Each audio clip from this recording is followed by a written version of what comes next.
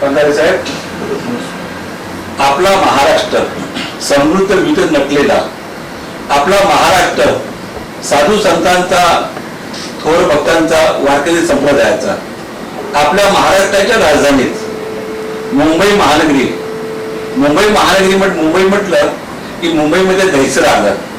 दहिसर म्हटलं ठाणे आणि मुंबईच्या वेशीवरचं एक पूर्वी छोटं गाव होतं, आता ते शहर झालंय. आणि झपाट्याने वाढ होऊन दहिसर मध्ये 2 मतदारसंघ झाले. दहिसर विधानसभा झाली आणि मागाठाणे मतदारसंघ झाला. आता मागाठाणे मतदारसंघातून लोकप्रिय आमदार शिवसेनेचे माननीय प्रकाश दादा सुर्वे, त्यांचं काम खूप मोठ्या प्रमाणात झपाट्याने काम सुरू आहे. आणि त्यांच्या पावलावर पाऊल ठेवून त्यांचे शिवसेनेचे ज्येष्ठ आणि एकनिष्ठ जे आमचे भक्त पांगारे साहेब, मनोज दत्ताराम पांगारेंचं वैशिष्ट्य, मंगेश पांगारेंचं वैशिष्ट्य म्हटलं, क्षितिज ग्रुप त्यांचा आहे आणि या भागामध्ये अनेक वर्ष काम करत आहेत. आणि माझ्या सोबत आहेत आदरणीय सोपानदेव मरे सर, मुंबई डबेवाले.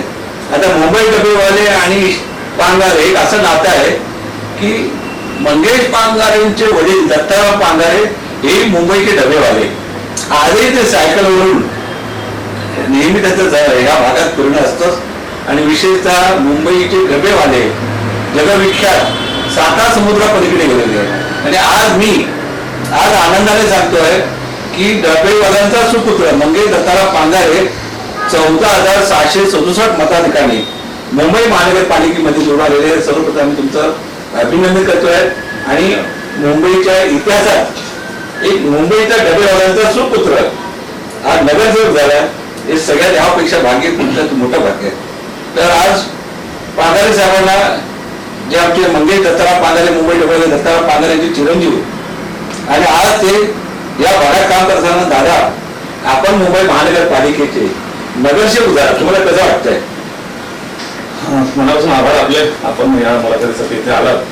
खरं तर महाराष्ट्र राज्याचे उपमुख्यमंत्री एकनाथ शिंदे साहेब आणि आमचे गोरगरिबांचे आमदार प्रकाश सुर्वे यांच्या मार्गदर्शनाने, यांच्या आदेशाने या ठिकाणी मुंबई महानगरपालिकेत मी विजयी झालेलो आहे. आणि खऱ्या अर्थाने एक आनंद आहे. आपण म्हणाला की डबेवाल्यांचा मुलगा, तर खरोखर डबेवाल्यांमध्ये एक चैतन्याचं वातावरण आहे, एक आगळा आनंद त्यांच्यामध्ये आहे. त्यामुळे त्यांच्यानंतर मला वाटतं गेल्या 7-8 दिवस त्यांनी जल्लोष आपापल्या जागी व्यक्त केला. आणि खरोखर आनंद होतोय की सर्वसामान्य लोकांची सेवा करण्याची संधी मला या प्रभागाने दिली आहे. तर येणाऱ्या काळात नक्कीच ती सेवा लोकांची. नमस्कार, दत्ताराम पुंजाजी घोगे, दीपक ठाकूर, बोल बॉस चॅनल. आज या आमच्या न्यूज चॅनलच्या माध्यमातून आज आमच्या दहिसरचे सुपुत्र मंगेश दत्ताराम पांगारे आणि विशेषतः मुंबई डबेवाल्यांचे ज्येष्ठ नेते माननीय सोपानदेव मरे साहेब यांचं सरसे स्वागत. आपला महाराष्ट्र समृद्ध महाराष्ट्र, प्रगतशील महाराष्ट्र. आज महाराष्ट्राची जी प्रगती आणि विकास, महाराष्ट्राचे माननीय मुख्यमंत्री आदरणीय देवेंद्र फडणवीस साहेब, त्यांच्या बरोबरीने खांद्याला खांदा लावून काम करणारे आमचे शिवसेनेचे उपमुख्यमंत्री एकनाथराव शिंदे, ही दोन्ही जोडी जी काम करते. आणि यापूर्वी एकनाथराव शिंदेंनी मुख्यमंत्री असताना मोठमोठे प्रकल्प राबवलेले. आणि आज या आमच्या महाराष्ट्राच्या राजधानीत मुंबई आणि ठाण्याच्या वेशीवर असलेलं दहिसर पूर्वी गाव होतं, पण गाव आता मोठं विस्तारला गेलं. आणि ते विस्तारित गावामध्ये दहिसर विधानसभा आणि मागाठाणे विधानसभा. तर मागाठाणे विधानसभेमध्ये आज आमचे लोकप्रिय आमदार माननीय प्रकाश दादा सुर्वे झपाट्याने काम करत आहेत. आणि त्यांच्या खांद्याला खांदा लावून, त्यांच्या पावलावर पाऊल ठेवून मंगेश दादा दत्ताराम पांगारे हेही काम करत आहे. आज ते मुंबई महानगरपालिकेच्या निवडणुकीमध्ये जवळ 14,667 मतांनी, प्रचंड मतांनी निवडून आलेले आहेत.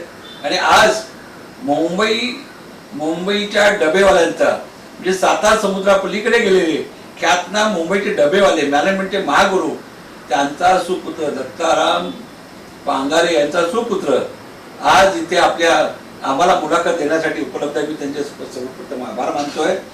आणि साहेब, तुम्हाला प्रश्न विचारतोय, आपण मुंबईचे डबेवाल्यांचे सुपुत्र आणि आज मुंबई महानगरपालिकेमध्ये नगरसेवक निवडून आलेला, तुम्हाला काय वाटतं?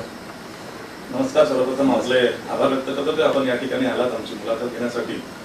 खरं तर आनंद वाटतोय, कारण डबेवाल्यांचा संघर्ष गेल्या पिढ्या सुरूच होता आणि त्यामध्ये आपल्या महाराष्ट्र राज्याचे उपमुख्यमंत्री एकनाथ शिंदे साहेब यांच्या आदेशाने आणि आमचे गोरगरिबांचे आमदार प्रकाशदादा सुर्वे यांच्या मार्गदर्शनाने या ठिकाणी मला उमेदवारी जाहीर केली आणि लोकांचा प्रचंड विश्वास, प्रचंड आशीर्वादाने मी या ठिकाणी विजयी झालो.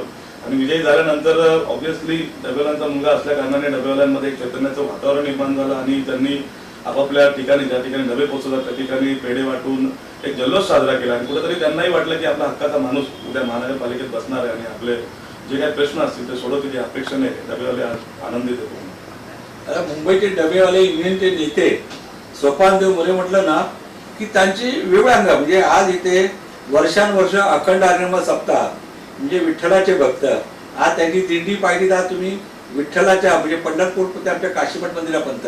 आणि त्यांच्याकडे वैशिष्ट्य असं आहे, सार्वजनिक गणेश उत्सव असतो की नवरात्र उत्सव असतो, त्यांच्याकडे पुणेरी ढोल, नाशिक ढोल या तुमच्या ते जुन्नरचं म्हणजे गाड्याच्या गाड्या भरून डबेवाल्यांना बरोबर घेऊन त्यांना चांगल्या तऱ्हेने जी सांस्कृतिक कला आणि सगळे गुण तुम्ही त्यांना दिले. आज तुमच्याकडून नगरसेवक घडत आहे, तर सोपानदेवजी तुम्ही आम्हाला माहिती द्या. मी सोपान काका मोरे, ओळख सांगितली ते ओळख सांगण्यापेक्षा मला सर्वात मोठा आनंद आहे की आमच्याच विभागात राहणारे आमचे मंगेश भाऊ पांगारे, आता मला भाऊ म्हटलं नाही सुद्धा ते म्हणतात भाऊही म्हणू नका कारण मी एकदम लहान आता वयाच्या हिशोबाने, पण तो माझा स्वभाव आहे की आदराने बोलणं पहिल्याशी.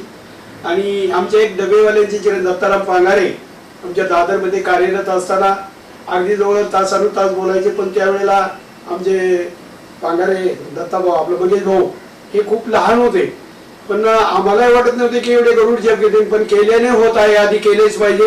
त्यांनी जवळजवळ या 10-12-15 वर्षामध्ये मी नगरसेवक होईल हे स्वप्न त्यांनी मला, पण त्यांनी एक ती जिद्द बाळगली आणि त्यामध्ये भरघोस मताने असे निवडून आलेत. पण आमच्या डबेवाल्यांच्या प्रश्नांसाठी त्यांनी नमूद केलेलं आहे. आमच्या दहिसर विभागामध्ये जवळजवळ 1500 लोक राहतात डबेवाले, त्यांनी सुद्धा एक जल्लोष तर केलेलंच आहे.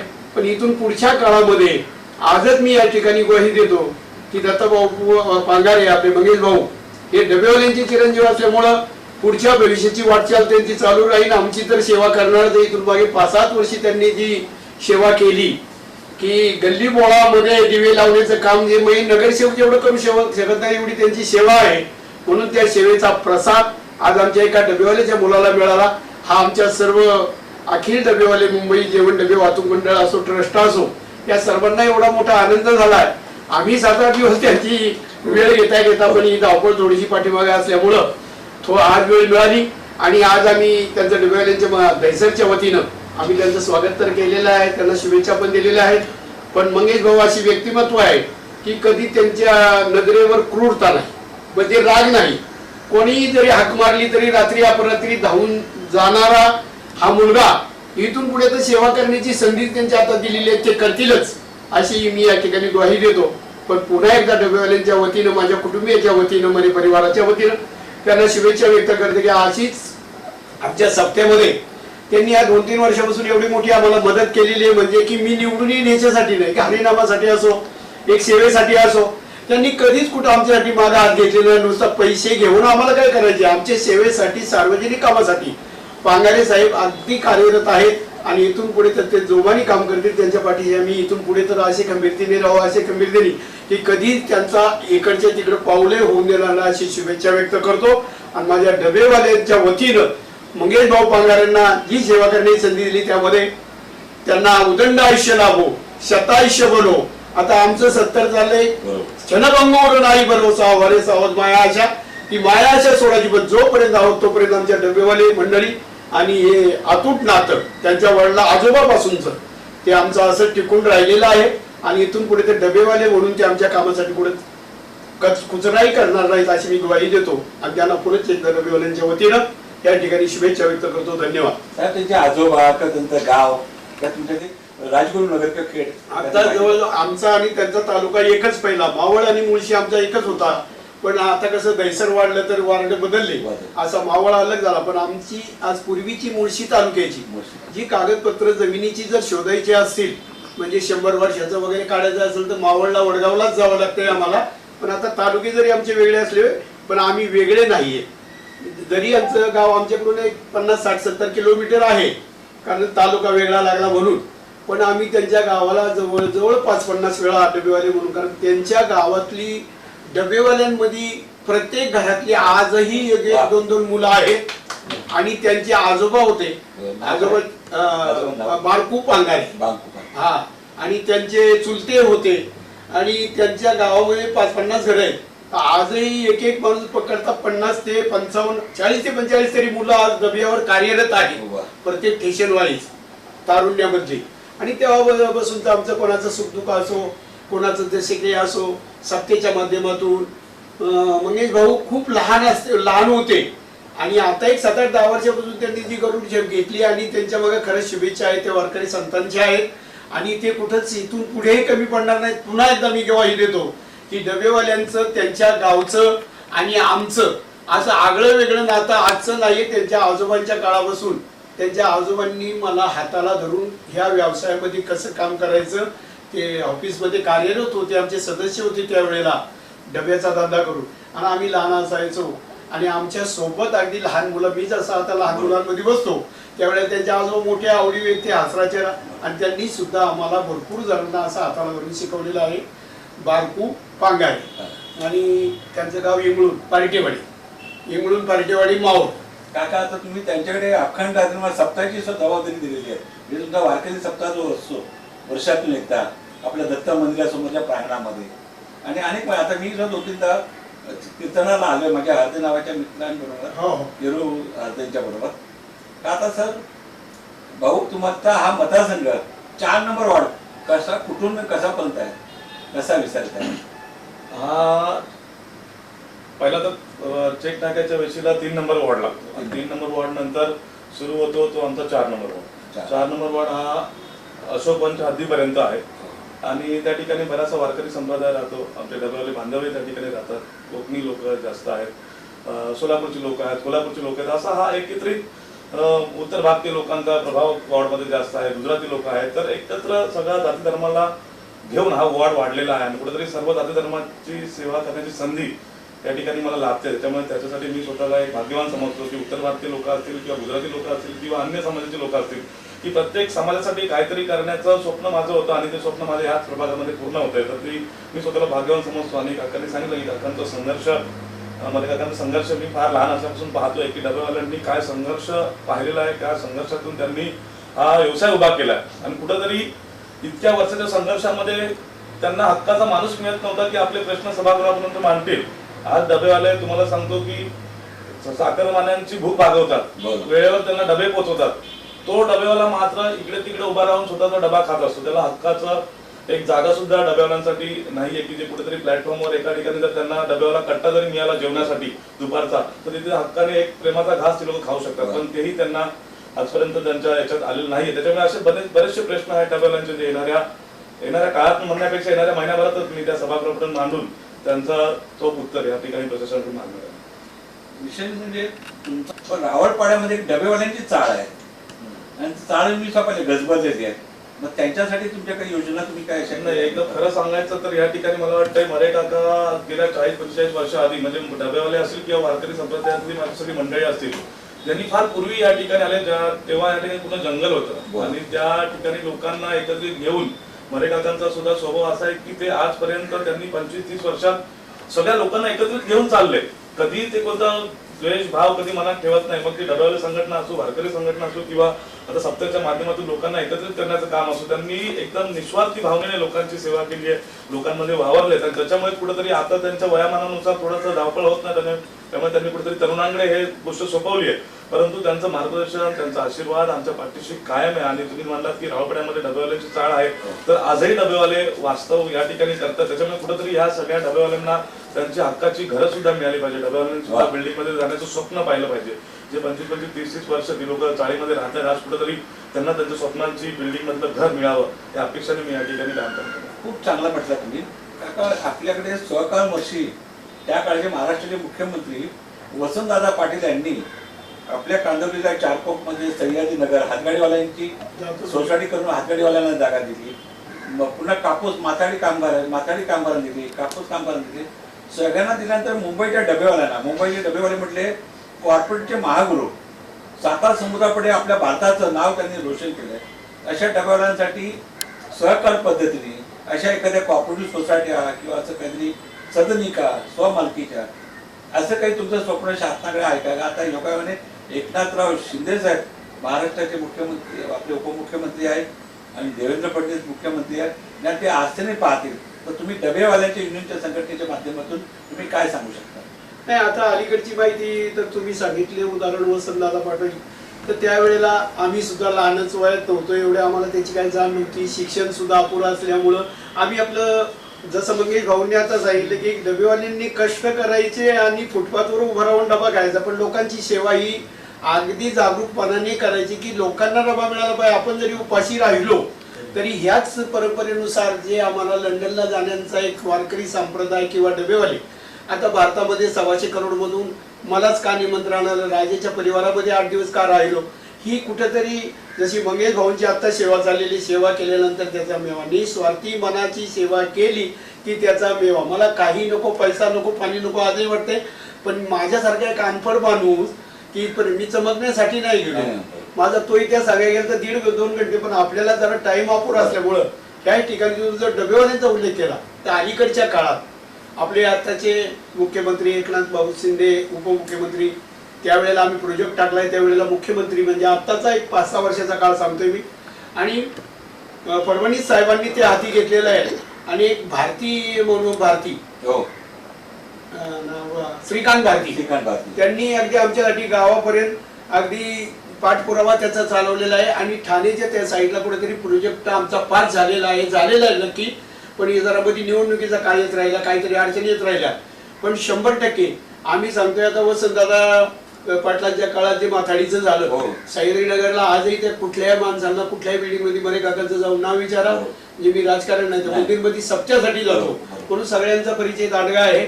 आणि तसंच आमच्याही लोकांचं कुठेतरी भवितव्य होणार आहे, आणि ते जवळजवळ 70% आणि आता तर मंगेश भाऊंकडे मी आजही याच ठिकाणी सांगू शकतो, उद्याही सांगितलं तरी, पण जरी ते तिथपर्यंत पोहोचले तरी पण आमची एक भूक येऊन आम्हाला कधी वेळ देते. पण आज श्रीकांत भारती आमदार यांच्यामुळे आम्हाला बरेच वेळा फडणवीस साहेबांसोबत सुद्धा मिटिंग लागल्या. जवळजवळ आमचा 80 ते 90% जुने लोक गावी गेले, त्यांच्या सकट सगळ्यांना घरं मिळाली पाहिजे असा प्रोजेक्ट एक चांगला होणार आहे. आणि त्याची ग्वाही नाही नीती अगदी आता कागदोपत्री जवळजवळ 70 ते 80% पर्यंत काम ते आलेलं आहे असं मी, आणि तो एक सर्वात मोठा आनंद आहे.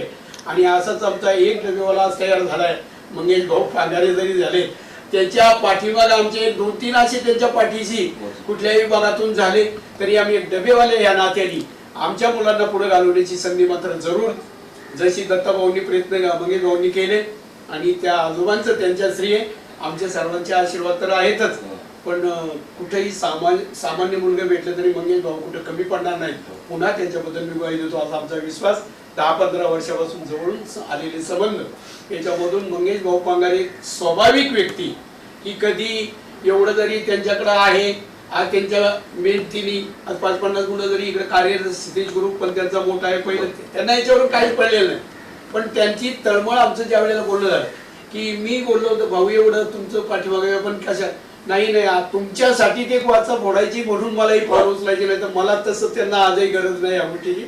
पण माणसाला वाटतं कुठेतरी आपल्या माणसांना न्याय मिळावा आणि तो न्याय मिळवून देणारी व्यक्ती आमच्या हाताशी आहे.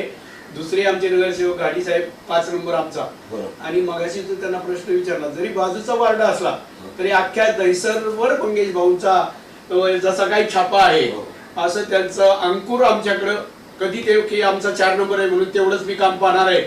आता आमचा 5 नंबर मध्ये होतोय.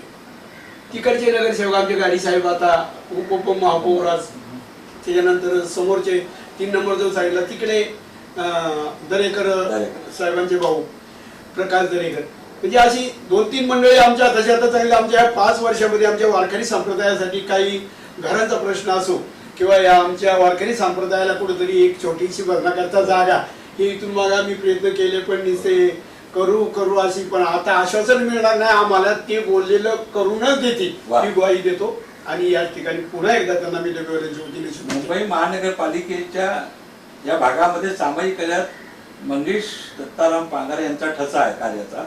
आणि विशेष आता महायुती मुंबई महानगरपालिकेच्या आता चाव्या आलेल्या आहेत, तिजोरीच्या चाव्या आल्या. आता मुंबईच्या महापौर सुद्धा आपल्या आदरणीय ऋतू तावडेताई या विराजमान झाले आहे.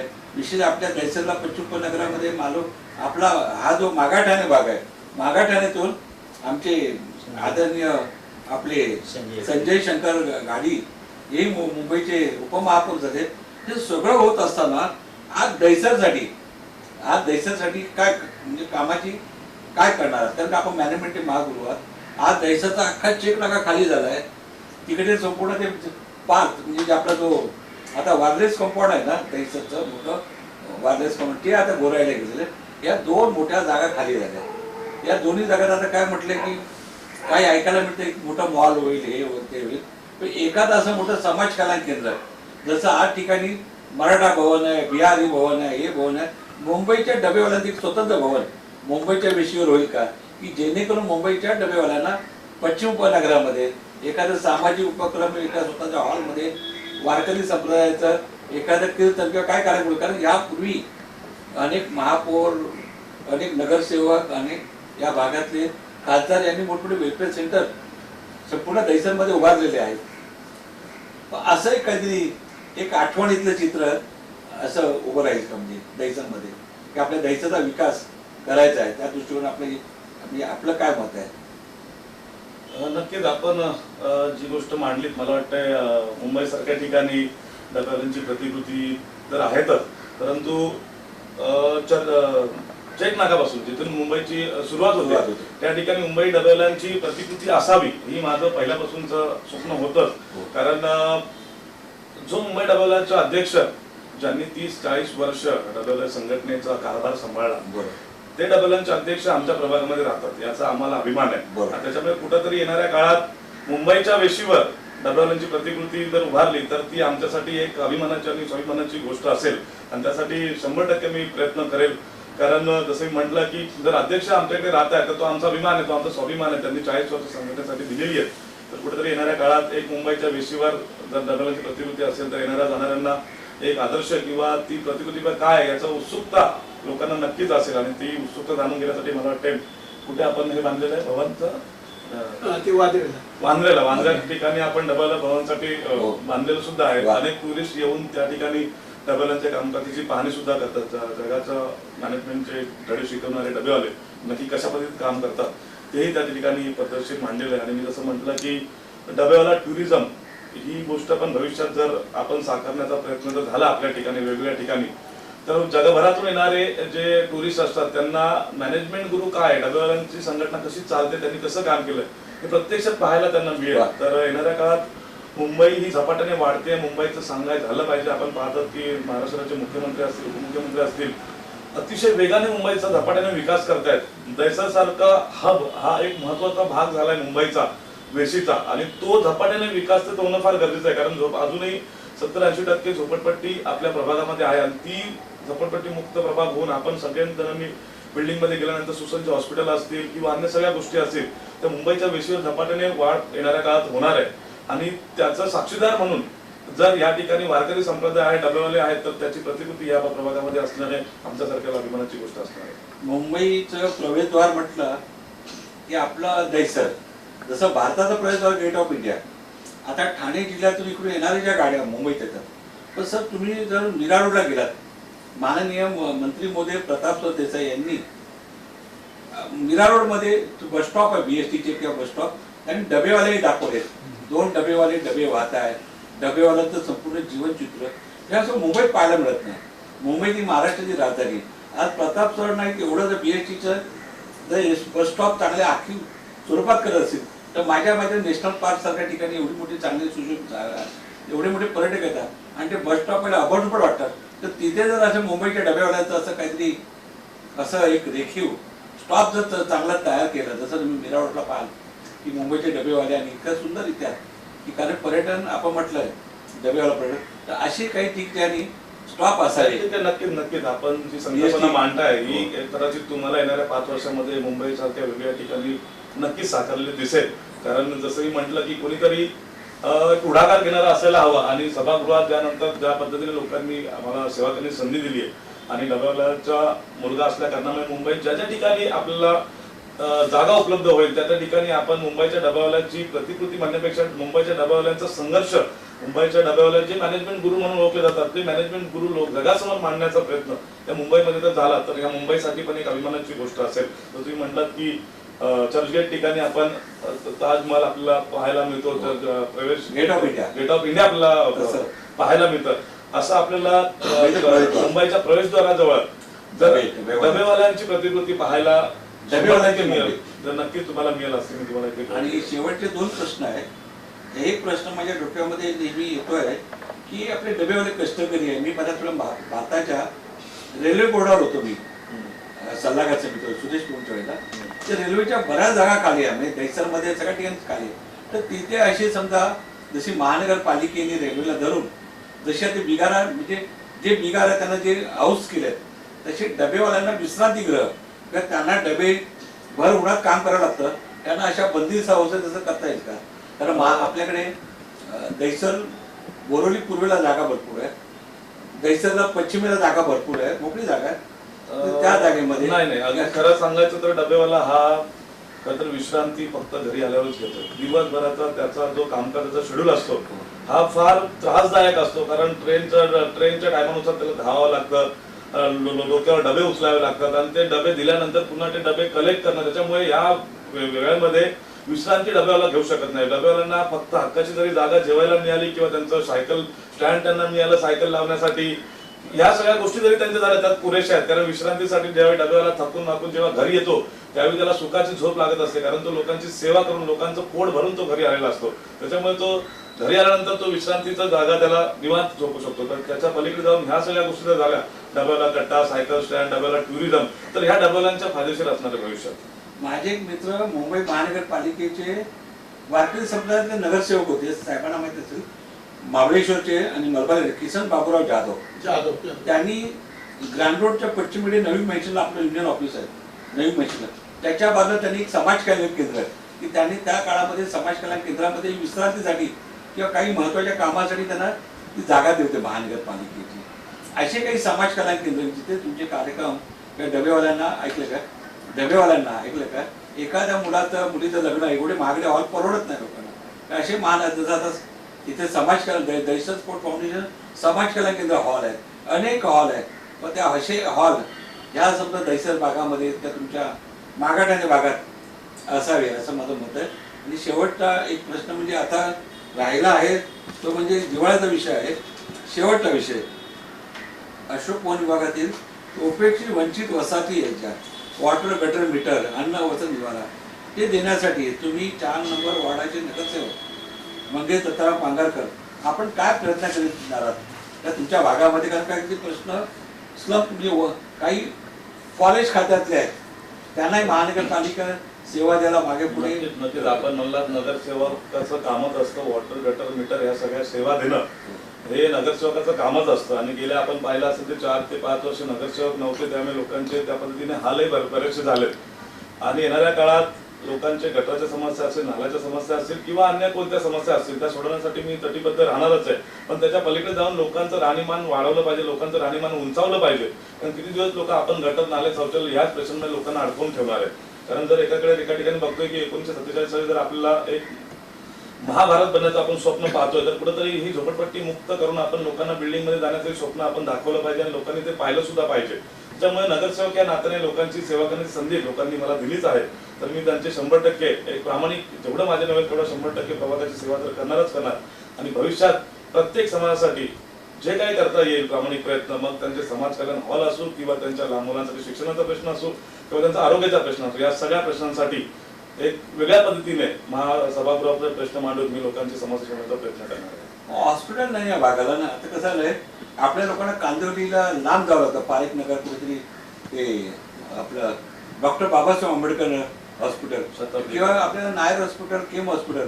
एखादी काही घटना घडली, दुर्घटना घडली तर आज आपल्या दैसरमध्ये हायवेला एखादं महानगरपालिकेचं असं मोठं सुसज्ज हॉस्पिटल जर उभारलं, जसं आता आदरणीय प्रताप सरनाईक साहेबांनी त्यांच्या महानगरपालिकेच्या वतीनं लता मंगेशकर थिएटरच्या बाजूला त्यांनी नाटका थिएटर तर उभारलंच, पण त्यांनी हॉस्पिटलही उभारलं. म्हणजे 2 गोष्टी लोकांच्या लक्षात राहिल्या.